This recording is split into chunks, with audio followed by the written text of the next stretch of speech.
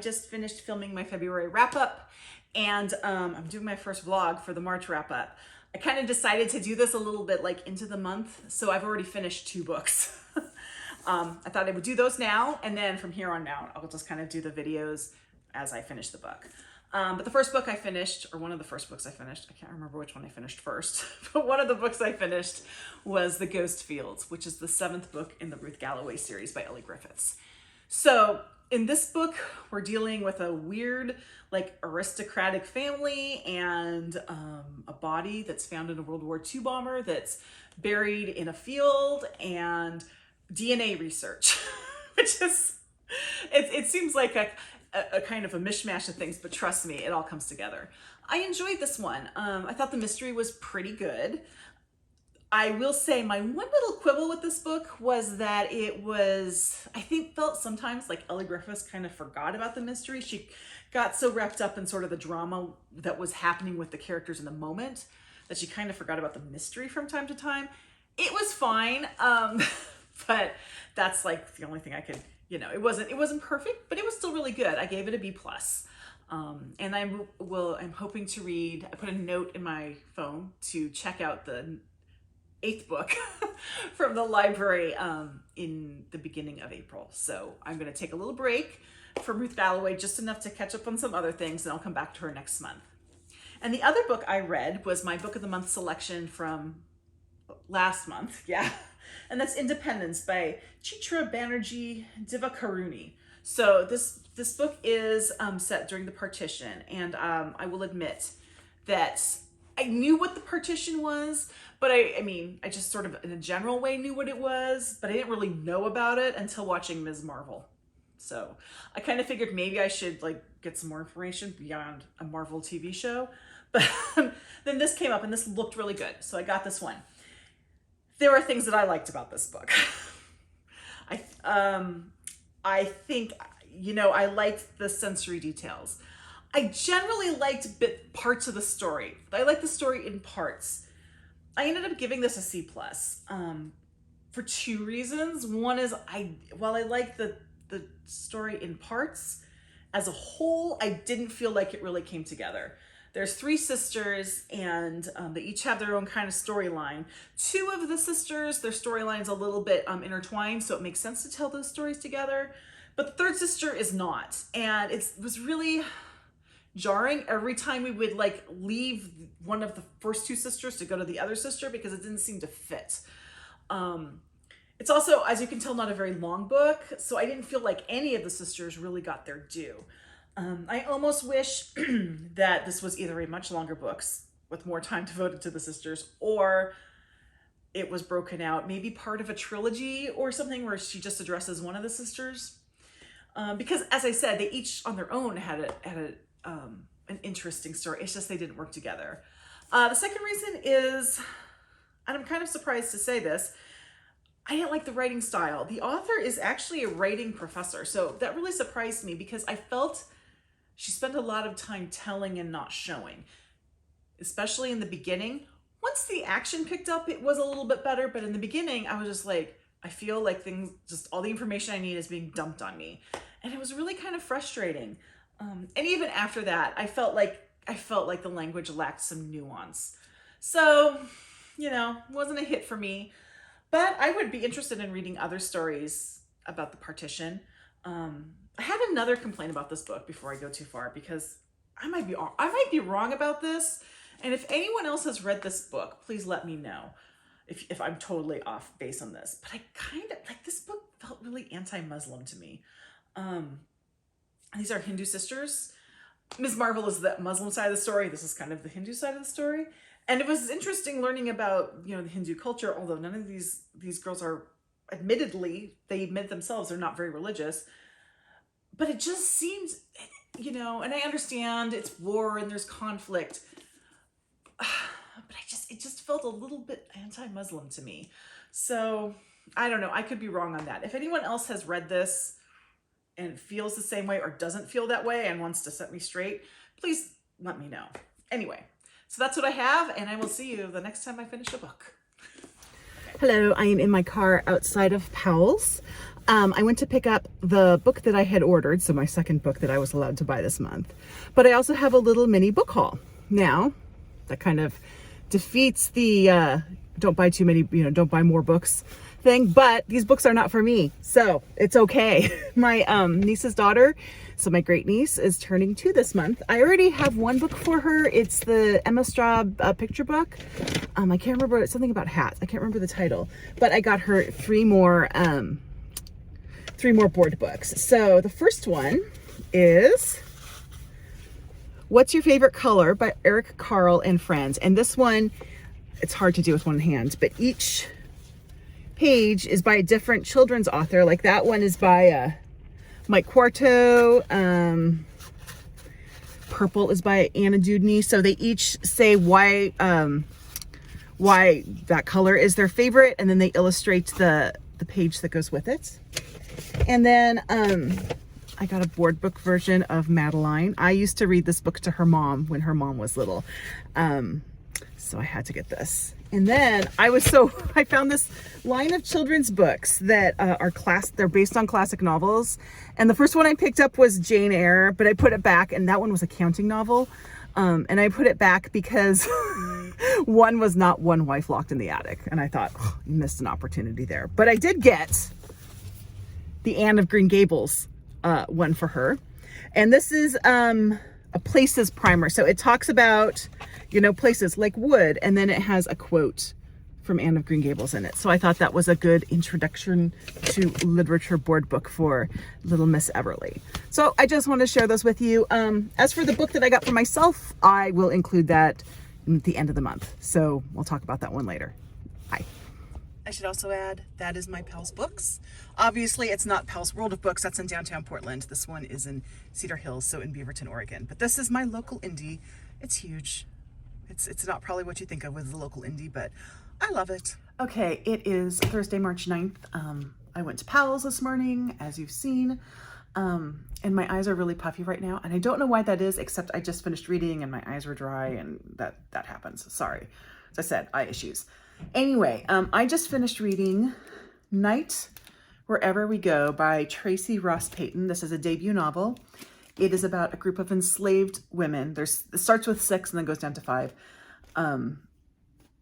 for reasons in Texas in the 1850s. And their owner is a not very successful farmer. And he has been told that the way to make money is to basically breed slaves. So these women, they're not happy about that plan, and they come up with their own form of resistance against that. It's a beautiful book. It's very, very readable. It's really interesting, but it is also incredibly devastating. I will say it's a kind of the book that while you're reading it, you kind of feel like there's no plot. Like you're just kind of in these people's lives and it's just kind of going along like there's no plot. But trust me, once you get to the end, you'll see there was a plot the whole time. It's a tough book. One thing I did appreciate about it is that it is, they're not on a plantation. So often when you read slave novels, they're on these plantations and all this. This is a poor farmer. I mean, and they're kind of out in the middle of nowhere trying to grow cotton. So that's a different view, kind of not the view you usually get when you read novels about enslaved people. But man, I'm gonna have to sit with this one for a while. I'm giving it an A. It's definitely an A book. I'm giving it 4.5 or 4 stars, so A. The reason it's not 4.5, I would say, is there's just a couple times where I felt like the author didn't make things quite clear enough to the reader. So I was like a little confused at times, like what's this going on? But it was fine. It wasn't enough to impact me understanding the story. It was just details. But definitely a strong read, and I definitely recommend Night Wherever We Go by Tracy Ross Payton. Good morning. It is Saturday. Oh, yes, Alice. Good morning. It is Saturday, March 11th. I have makeup on today because I'm hoping at some point today I can do my weekly update video, but that's not a guarantee. This weekend is crazy. it's Girl Scout Cookie Depot Day. So we're getting I'm the troop leader and the cookie mom. So we're getting all our cookies today, and the people are gonna come get them. And then tomorrow we're doing church, and we're delivering cookies at church, and we're hosting coffee hour at church. And then we're heading down to Salem to see my family to take their cookies. And sometime in that period of time, I need to figure out what we're eating for dinner. I need to wrap a 2-year-old's birthday gift, and I need to get stuff ready for coffee hour. So it's going to be a crazy day, and I don't know if I'm going to videotape tonight, but we'll see. However, switch hands here. My hand's getting tired when I just hold this up. I wanted to do a little update. I was going to say last night, but early this morning, at about 12:30 a.m., I finished Venko by Sherry Demoline, and I just wanted to give you an update on it. This was a really fun book. I'm struggling a little bit on how to describe it. My original gut feeling was it's like practical magic, but angrier. And I'm sticking by the practical magic part because it is very much like practical magic in a lot of ways. But anger is not the word I'd look for. And then I said, well, maybe it's ragier. Well, it's not rage like you're going to blow your top kind of rage. It's that kind of rage that women felt last summer. It's that kind of rage where you feel like you're just going to break out of your shell. Like it's almost like you're Bruce Banner just about to become the Incredible Hulk kind of rage. But you aren't going to turn into a Hulk thing. You're going to turn into like Ms. Marvel instead of the Hulk, if that makes any sense.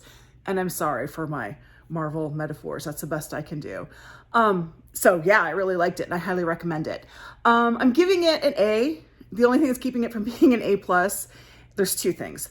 One is it perpetuates this historical inaccuracy that drives me crazy. The Salem witch trials did not happen in what is currently Salem, Massachusetts.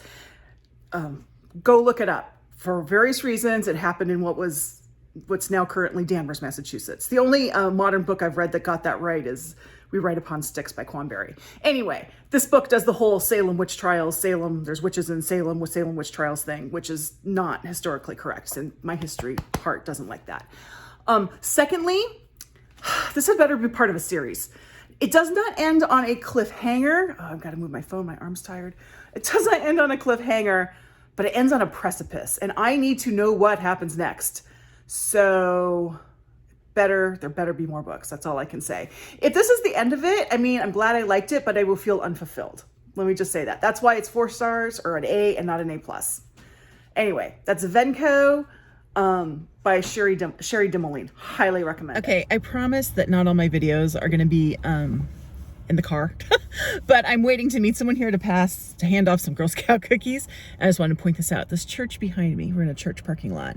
This church behind me is not only a church that I used to attend, but I actually got married in this church. So there it is. We don't attend there anymore, mostly for distance reasons. But yeah, so I hope that this video makes it onto my vlog. I've already had one video that I had to kind of toss because when I played it back, it went double slow mode, and I don't know why. This is I'm not that techie. We're gonna see how this vlog things works. But anyway, yeah, I just thought I would use this time to let you all know that this is where I got married. I will say, reading's going well. Reading down my own TBR is not going quite as well because I have a bunch of library ebooks that came in on hold at once. So right now I am reading The Golden Spoon, and then after that I'm going to start reading Dust Child, and then I have something else. Oh, Burnham Wood. So I don't know. Burnham Wood might have to go back, and I might have to go back on the hold list because I don't know if I'm going to have time to read that, because we'll see how long it takes these books to get read. But anyway, there you go. That's kind of what's going on in my reading world right now. My friend should be here soon to pick up her cookies, and then I have one more delivery. And then I have a few more deliveries that hopefully I can do on Sunday at church. And then I think we're done delivering Girl Scout cookies for right now. Girl Scout cookie season is very tiring. I just want to tell you all that. Anyway, there you go. Hello. Just wanted to give a quick little thought on some books that I finished yesterday. Well, I shouldn't say some books. A book that I finished yesterday. I finished The Mysterious Case of the Alperton Angels by Janice Hallett. This is Janice Hallett's 3rd book, and I really enjoyed her first 2, so I was excited about this one. The setup is that a true crime writer has been commissioned to dive into an 18-year-old cold case to figure out what happened. And it's 18 years because there was a baby involved in the cold case. It was like a cultish killing. There was a baby involved, and because minor, the information had been suppressed. And now that the child's 18, she thinks she can get more information about it. So I gave this book an A yesterday when I finished it. I might move it up to an A+ actually. The reason I gave it an A and not an A+ initially was because Janice Hallett's first two books like always had like a puzzle in the center, like there were puzzle mysteries, yes, but they also had like an actual puzzle in the mystery. And this one doesn't have that. This is more of like a straightforward kind of mystery, which is fine. And had I not read her first two novels, this would have been an A+ book. So I thought, okay, I do miss that element, which is why I thought, okay, maybe this is just an A book and not an A+ book.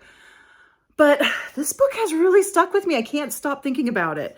It was very unsettling in a good way. I mean, like the way you kind of want a book like this to be unsettling. So I'm thinking I might move it up to an A+. But anyway, this is a great book. The Mysterious Case of the Alperton Angels. Now, Janice Hallett, if you aren't familiar with her, she writes in a very specific way. Her books are basically collections of letters and text messages and things like that. And I know that some people don't like that. So you should know that going in. If that's not something you like, then you probably won't like her books. But if you don't mind that, it actually makes her pretty fast reading. If you don't like that, definitely give her books a try. But start either with The Appeal or this one. The Appeal is a good introduction to her style, so you kind of know what she's about. And this one, because it doesn't have the puzzle mystery in the middle, it's kind of an easier entry. Her second book, which is the Twyford Code, which I did like, is a much more complicated story. So start with either The Appeal or The Mysterious Case of the Alperton Angels. This was really good. Yeah, I think this is A+, not A. All three of her books. I'm now a Janice Hallett completist. All three of her books are on my keeper shelf. So there you go. This has been a weird day. This has been a weird week. I don't know. Hopefully all these little vlog videos that I'm filming will actually transfer to my computer. I've already had one that wouldn't. So we'll see. Fingers crossed. Hopefully you guys will all see this in the beginning of April. Hello. As I said, I'm not trying to make a series of car videos for this vlog. But yet I keep ending up filming from my car. The reason I'm doing it today is my husband, the kids are at school, but my husband is upstairs on a phone meeting. And I'm on the way home I had to go to the dentist this morning and then go to the grocery store. But sometimes when he's on the phone meeting and then he kind of hears me talking, he gets nervous about who am I talking to, like who's in the house. They don't want to disrupt him. So I thought, okay, I'm just gonna do this while I'm in the car. Anyway, I'm here to say, because I have some thoughts. I finished The Golden Spoon by Jessa Maxwell last night. And earlier in the evening, I was talking to my bookish best friend. I refer to her a lot. It's a very good friend of mine. We have very similar taste and we agree on most books, and she really loved this book. And even as we're talking, I'm like, I don't want to get too into this because I don't know if I agree with her. And now that I finished the book, I have to say this is a case where we do not agree. This was not a successful book for me. So the setup is, it's a mystery it's an American book set in Vermont, and it's set at a cooking show, which is like the American version of the Great British Bake Off, in that it is exactly like the Great British Bake Off, except it's in Vermont. And we find the victim. So usually in a murder mystery, the murder happens early on, which does happen in this book, but we don't know who's murdered until about 3/4 of the way of the book. And I did actually like that format. I thought that was interesting. But through this, we get to know the different contestants. There's a smaller cast, fortunately, than the Great British Bake Off in this one. We get to meet the contestants of the show and the woman who owns the manor, and she's also the co-host and the creator of the show. And everyone has their stuff and things are going on. And then about 3/4 of the way, we find out who's murdered. And then very quickly, like the book sort of comes to an end. So I honestly was not that, I mean, I was more interested in who was murdered and then who murdered this person. So once we found out who the victim was, that was sort of like the end of that particular mystery, because I didn't I had a really strong suspicion as to who murdered this person. Let's just say that. And it wasn't a creative suspicion. And I was right. And it's just a thing. There was another character that had a backstory that I found was really interesting. But at the end, it was exactly what I would have expected. So I really struggled with what to rate this book. Because honestly, the experience of reading it, like while I was actually reading the book, I was enjoying my time reading it. It was fine. There were, definitely it was an enjoyable, relaxing book to read. It wasn't until I finished the book when my disappointments kind of came in. I do wish that the author had done something with this cooking show so that it was evocative of the Great British Bake Off and not exactly like the Great British Bake Off. All this has made me do is make me want to watch the Great British Bake Off. I also felt the resolution was just sloppy and fast. I kind of feel like she wrote herself in a corner and just didn't know how to get out of it. So just sort of like made a run for it as quickly as she could, if that makes any sense. So that was really disappointing. And my initial gut reaction was a B, 3 stars. It's just kind of where I go when I'm not really sure about a book. And then after I think about it a little bit, I adjust it either way. And then I kind of adjusted it down to 2.5 stars or C+. And then I realized that this book is missing 2 things that it actually needs. This kind of book really, really needs this. And one is because it's centered so much around baking. I definitely felt the desire to watch the Great British Bake Off, but this book didn't make me hungry. I need to have books like this to have some kind of food writing element. You need to bring the foods alive. You need to make my mouth water, and make me want to eat these foods. Now, I recently read You Made a Fool of Death with My Beauty, which has a lot of these details, and it's foods that I would never eat. And if I actually think about what it is, are not appealing to me, but I wanted to eat them reading it. So that's a great example of the kind of prose I'm looking for that this book did not have and desperately needed just because of the subject matter. And the other thing is, this book, I feel kind of silly saying this because it's not even something that I would use, but the book really needs it. This book needs recipes. Like, there are no recipes in this book. It's a mystery about baking. I thought that was required to have recipes. Not that I would make the recipes. I just want to know that they're there because it doesn't make any sense for them not to be. As I've said, I am taking Feel the Burn, the Bernie Sanders mystery, as my 1 print book, to Arizona with me. And I haven't started it yet, but I did kind of go through it and tab up the pages like I do before I read a print book. And, that one's got mysteries, and I don't think it's my guess is it's not an especially food-centered mystery, and that one has recipes. So why doesn't this book have recipes? It should have recipes. And I don't know why I'm getting so upset about this, because as I said, I probably wouldn't have even made any of the recipes. But because I felt that those 2 are really essential ingredients that this book did not have, I don't even feel that I can give it a C+. So I ultimately decided on a C. I think it's generally a C+ book as far as reading and writing, but it's missing some crucial elements, so I'm taking it down. So I'm giving it a deduction and bringing it down to a C or a 2 star. I'm sorry. I know it's everywhere. It seems to be everywhere right now. And the premise is really great, but this just didn't end up being a book that I can recommend. It just was not successful for me. Now, my bookish best friend will disagree with me, and that's fair. That is fair. But those are my thoughts on that book. And that's The Golden Spoon by Jessa Maxwell. So today what am I starting?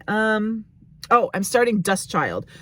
I'm not even going to try to pronounce the author's name. Same woman who wrote And the Mountains Sing. I'm really looking forward to this. I liked that book quite a bit. So I have been looking forward to her second English language novel.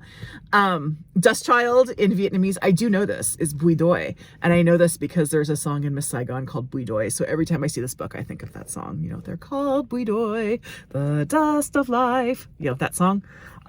Anyway, other than that, I don't know what this book's about. So we'll see. Anyway, that's where I am right now. So I probably should get my groceries in the car. See before all my frozen stuff melts. Okay, we're just getting ready to leave for Arizona, where it's going to be sunny and 70 degrees, at least the day we get there. This is what it looks like here on March 25th. It's unacceptable. Just gonna say, this is unacceptable, and I will be happy to be in the sun in Arizona. We're in the car on the way to the airport, and here's the kids. There's Chris, there's Lily. You don't get to see her that often. Vlog entry. I finished Dust Child by I can't say her name. I'll put it there. Last night. It was good. It was not, I don't think, as good as her first book. I will say there were times when I thought it was going to do the predictable thing, and it didn't. So I was really happy about that. As usual, her insights on Vietnamese culture and sort of the Vietnamese mindset was excellent. I didn't think she got the American characters right, and I think that was just sort of because she's not American. So maybe that's how everyone who's not American, who reads books by an American author about non-American characters feel. I don't know. But other than that, it was really good. There was one weird thing, which is not the book. I think it's actually the what I had. I got it from Libby, from my library, and there were vowels missing in some of the words. I don't know if that was a font thing or what, but if you get an e-copy, just be aware of that. Anyway, we're on our way. It's snowy out, which is not acceptable, but we're going to Arizona where it's sunny, so on to the next entry. We're out doing a nature walk. Oh, I should say this is Sunday the 26th. We're out doing a nature walk. The kids aren't happy about it. They want to stay home and do whatever. Oh well. It's beautiful. I don't think it's even 70, but it's gorgeous. And oh, there goes Chris. Started Feel the Burn today. It's fun. I'm over halfway through the Very Secret Society of Irregular Witches. Also fun. So we'll see how far I get in these. I'll definitely have Feel the Burn finished before we leave. And I know that I'll have the Secret Society of Irregular Witches done. But we'll see. See what else I get done. It's Monday, March 27th. We're at the Sonora Desert Museum. This is a place we always go when we come down here. It's a wonderful zoo, museum, botanical garden, and this is the first place the kids wanted to go this time. After this, I think we're going to go to the first of, I'm going to walk over here a little bit, the first of the Saguaro National Parks. There's actually 2 different parks in Saguaro National Park, and one is just right near here. So we're going to go do that, and then I think we're going to catch some lunch. And it sounds like my husband wants to do some exploring, so we're going to do that, and then we'll hit the other part of the national park. I'll take more videos there, but they're kind of a fun park because you just drive through them. You can stop and hike. There's lots of places like that, but it's not like I don't know, Yellowstone or something where you have to get out of the car a lot. Okay, we're at Saguaro National Park. This is the east, or is it west? West Park. We're driving along a very, let's see if you can see it here. Very nice. It's very nice dirt road, so this is kind of what we're seeing here. Well, I'm afraid I'm going to drop my phone, so I better stop. Hot parenting tip. If you ever go places and your kids just kind of want to rush through things all the time, what you do is you get them an iPhone, and then they want to stop and take pictures of absolutely everything, so you actually get to see. Okay, it's Wednesday, March 29th. There's Patty's driving. We are on our way to Tombstone. We have been there before, of course, but we are going to go there again. And Pat says he knows the way to go. I got to move that so he can see, so he get real close with me. And the kids, I'll focus on them. The kids have been talking about Maya and Greek gods. Lily knows all about the Greek gods, and Chris is learning about the Maya gods. They're not interested in my knowledge about the Norse gods, but you know. I'm interested. Okay, maybe we'll talk about Norse gods in a bit. Anyway, on our way to Tombstone. Making the kids, forcing them to, torturing them, taking a picture. These are the people who got murdered at the OK Corral. It's a big thing. It looks like there's 4 people, but there's actually only 3. We have Billy Clanton, Frank McLurry, and Tom McLurry, and then a little thing saying about them. So yeah, this is why Tombstone is famous. So to give my historical tourism spiel, is that there's a spectrum of historical tourism. On one end is Colonial Williamsburg, which is just the highest caliber of historical tourism. View of the valley. And at the other end is Salem, Massachusetts, which is the absolute worst. Tombstone tends to fall right above Salem. The only reason it's not down with Salem is that everything that Tombstone is celebrating actually happened in Tombstone, whereas in Salem, all that witch trial stuff did not actually happen in Salem. It happened in Danvers, but Salem still makes a mint off it. Anyway, there you go. We're still working our way through. So we're at the Rose Tree Museum, which is the oldest and largest rose bush in the world. This is in Tombstone. There's a nice little sitting area here. The flowers, they aren't quite in bloom yet. I think things are just a little bit slow in Arizona this year because they had such a late winter, or winter lasted a long time. But he said if we go up to the observation deck, you can see the flowers. There goes Pat. So right over here is, right over there is the trunk of the bush. There's another seating area over there. And so now we're gonna go up and look at the top. There aren't a lot of flowers up there. I think they're just starting. Yeah, I can see a few little flowers coming out. Last time we were here, it was really in bloom. It smelled so nice. But as I said, Mother Nature didn't quite cooperate this year. I think my husband has envy. If he could do this with our rose bushes, he would just be in seventh heaven. Is that right, sweetie? Maybe not. We're on the streets of Tucson, Arizona. And what do I find? I find a bookstore, the Book Nook. I don't remember this being here before. It probably was. I just don't remember it. We're gonna go take a look. I doubt I'll buy anything, but you know, I'm not gonna turn down the chance to go to a bookstore. Okay, so the last bookstore didn't work out, but look what I found. I found another bookstore. Let's see if this one works any better. We're like down Main Street. Tombstone. And we're gonna go into the Old West bookstore. There goes Lily Vanilli. This is the bookstore. I'm really confused. Wow. I really want to make sure I get that bird. Okay, there's that bird. We are at the San Javier Mission del Bac. We're on the San Javier Indian Reservation. We are all wearing our masks because they are still required here. We want to be respectful. Usually we could buy fry bread here, but no one's around right now selling fry bread. I don't know where I'm going to get my fry bread now, but we'll see. Anyway, we're going to go inside and see what's going on here. So today is Wednesday, March 29th, and I'm kind of in my dad's back courtyard here. I haven't done a sort of update on my reading, so I thought I'd do that quickly. First of all, I finished The Very Secret Society of Irregular Witches. So this is a book I had been kind of avoiding for a while because it just, I don't know, cozy fantasy. I don't know if that really fit with me. A lot of people said it's a lot like The House on the Cerulean Sea, which I did love. And then it came to me as a recommendation through my TBR, so I finally caved and put a hold on it. First of all, saying it's like, let me go see a little view. There's a ladder my father's not allowed to climb. Saying it's like, it has the same vibes as The House on the Cerulean Sea is not accurate. It's kind of like The House on the Cerulean Sea is right next door. I mean, very much, it's going to give you the exact same feels. I loved it. I ended up giving it an A. Oh, here comes my husband and my father. You'll hear them talking. I ended up giving it an A. The reason I didn't give it an A+, there were two reasons. The first is, hold on a sec. First of all, there's kind of a reveal element, which I guessed early on. It didn't affect my enjoyment of it really, although I do realize I probably missed sort of an aha bit of enjoyment by guessing it early. Also, there's a spicy scene in it. Hold on a sec, I'm going to move. All right, it's a little better.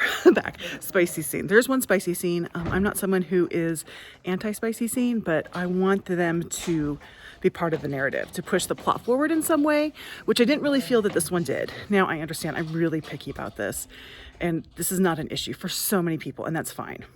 It's just a thing with me. But I will say, I have read a lot of romances in my time, even though that's not really a genre I'm reading at the moment. I've read a lot of romances, and the best romances are the ones that use the spicy scenes to move the story along, and not just to have, a spicy scene because it should be there. So those are the only two reasons why it's an A and not an A+. And then I'm still going along with Feel the Burn, which I'm actually really enjoying. I think I like this better than the Obama-Biden mysteries. So, and the reason why is, in the Obama-Biden mysteries, so Obama's not like Obama in the Obama-Biden mysteries. He's sort of a, undefined character who appears out of bushes wearing his gray suit to pull Joe Biden onto these mysteries. And that's all fine. It actually works well in the story. So this is not a complaint, just an observation.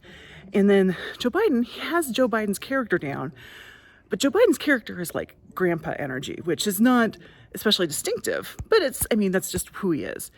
But with Feel the Burn, you have Bernie Sanders, and Bernie Sanders just on his own is such a distinct character, and I think that's what's making it work better. It also, I will say the mystery is stronger. I'm about 60% of the way through. I don't know who did it. I am actually somewhat invested in the mystery, although that's not why I'm reading the book. And it's got a great setup. So the heroine is this woman named Crash, who she's in poli-sci grad school, and she as part of her degree, she has to serve as a congressional intern. Now, the best office to work in is Bernie Sanders, because Bernie Sanders actually pays his interns. I don't know if that's true or not. That's just what's in the book. And so everyone is trying to get in with Bernie Sanders, but she gets even though she's from Vermont, she ends up getting the job because she bribes him with authentic artisanal maple syrup. And so she gets the job. And then there comes a time where there's a festival up in her hometown, and Bernie Sanders' press secretary can't make it, so she sends Crash in her place. And up there, a body is discovered, and there's a bunch of hijinks. And the other thing is, Crash is always told you can't ever let Bernie out of your sight because he's like a toddler who just runs away, which is true. It's kind of fun. So because he has Andrew Schaefer, the author, has done a really good job of capturing Bernie Sanders' character, and it works much better in this setting than the Obama-Biden mysteries, although I do enjoy the Obama-Biden mysteries. This is just a better book in my mind. I forgot one of the most delightful parts. So apparently Bernie Sanders is obsessed with this cozy mystery series about a cannabis baker on the Oregon coast. So Oregon represent. And he's read everything except the most recent book, because he only gets these books out of the little free library that he passes on his walk. And the people who own the little free library are slow readers, and they haven't finished it yet, and he's very upset about it. So I thought that was delightful. Anyway, I'm really enjoying that one. That's a really good vacation read. And I'll probably finish it today or tomorrow. And I'm going to leave it here in the box with the Obama-Biden mysteries, so other people can either read it or be offended by it. I think my brother and sister-in-law who were here last were offended by it because I found the books like buried under everything else. Anyway, the other book I'm reading now is called, I believe, The Forbidden Diary, and it was written in the 50s in Italian. It's recently been translated by the same translator who translates the Elena Ferrante books. It's basically about this housewife. Well, she has a job. She isn't just a housewife. I shouldn't say just a housewife. She works outside of the home as well as being a housewife, and that's a big deal because she's always very tired.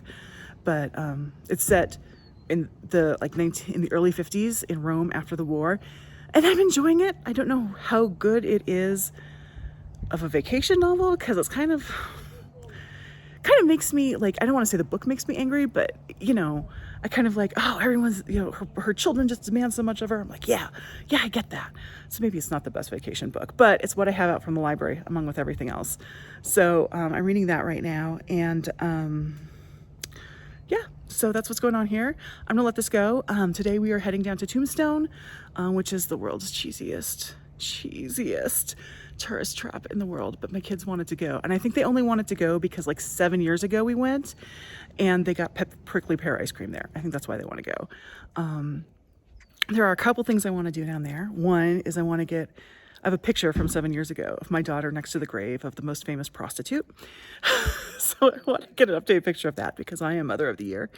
And I want to go to the world's oldest or largest rose tree that's down there. That is actually pretty cool. So we will go do that. Hopefully it's in bloom because it'll smell really nice. I don't know, the weather, like everywhere else in the country, has been really weird in Tucson.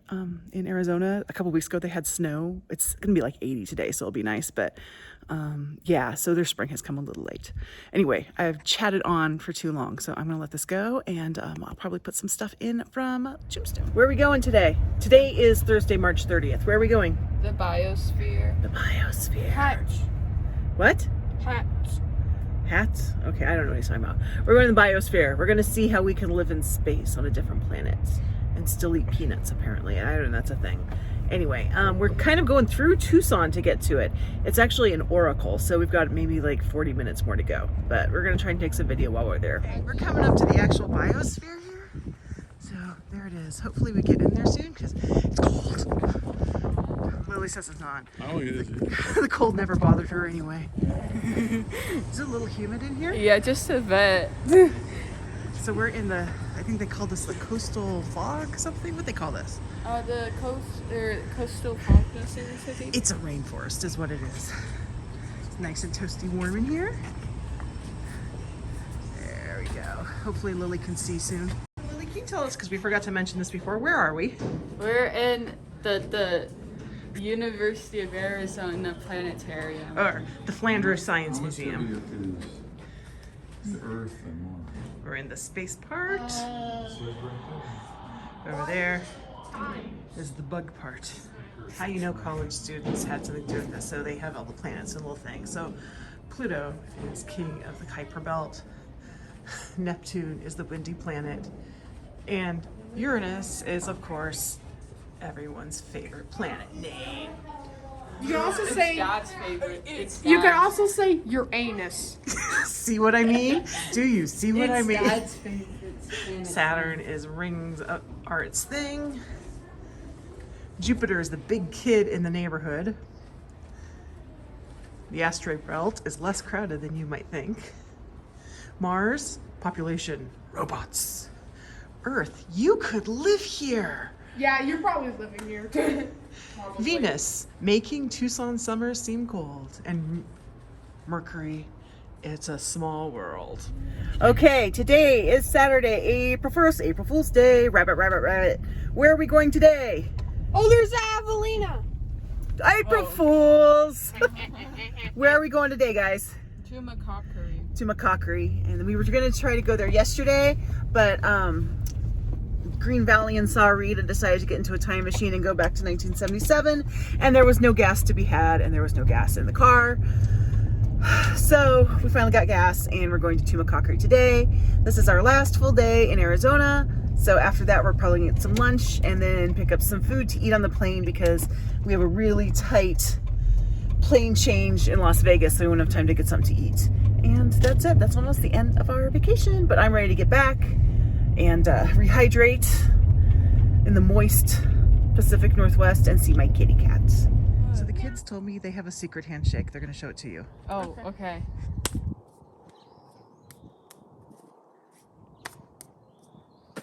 That's their secret handshake. There's the mission. Tried to get Pat and the kids to stop for a picture, but they wouldn't stop. So we're just gonna go towards the mission. Hello all, I just finished editing my video clips for my video vlog. And my original plan was to do this all as my April wrap or my March wrap up and all that. But the video I realize now is just a tad bit long. So I am gonna leave this vlog, excuse me, you can hear Chris in the background. I'm gonna leave this vlog as it is right now in hopes that I can get it out tomorrow, which is Tuesday. And on Thursday, I'll do kind of a formal wrap up for March and looking ahead to April. So if you made it through this video, thank you very much.